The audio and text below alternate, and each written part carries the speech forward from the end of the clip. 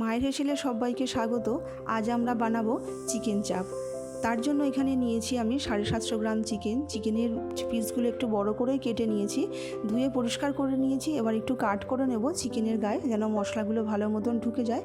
এবার এটা মশলা করে নেব। নিয়েছি বড় চামচের 1 চামচ পোস্ত, ভাঙা কাজু 1 চামচ, মগজদানা 1 চামচ। শুকনো অবস্থাতে ভালো করে একটু গ্রাইন্ড করে নিয়ে দিয়ে দেবো একটা বড় সাইজের পেঁয়াজ, 8-10 কোয়া রসুন আর 1 থেকে 1.5 ইঞ্চি আদা, 2টো কাঁচা লঙ্কা। এবার ভালো করে একটু মসৃণ করে পেস্ট করে নেব একটু সামান্য জল দিয়ে। এবার বেটে রাখা মশলাটাকেও এখানে দিয়ে দিলাম। চিকেনটাকে এবার আমরা ম্যারিনেট করে নেব।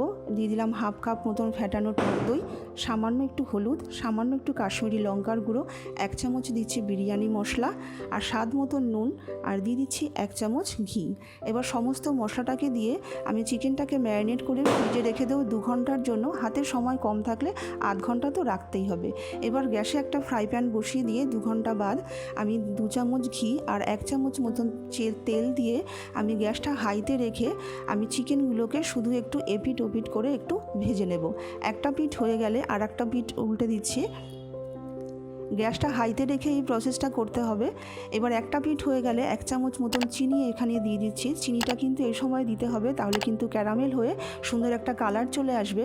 এবার ম্যারিনেট করা মশলাটাকেও চিকেনের মধ্যে দিয়ে দিচ্ছি। এবার মশলার সঙ্গে চিকেনটাকে ভালো করে মিশিয়ে নিয়ে ঢাকা দিয়ে একদম গ্যাসটাকে লো করে রেখে দিচ্ছি 10 মিনিটের জন্য। তার ফাঁকে আমি নিয়েছি এখানে 1/2 কাপ উষ্ণ গরম দুধ, 1 পিঞ্চ মতন কেশর, মিঠা তো নিয়েছি 2 ড্রপ, আর নিয়েছি কেওড়া জল 1 চামচ। এবার 10 মিনিট বাদ ঢাকনা খুলে দুধের মিশ্রণটাকেও এখানে দিয়ে দিচ্ছি। দুধটাকে ভালো করে চিকেনের সঙ্গে মিশিয়ে নিয়ে ঢাকা দিয়ে রেখে দিচ্ছি আরও 10 মিনিটের জন্য।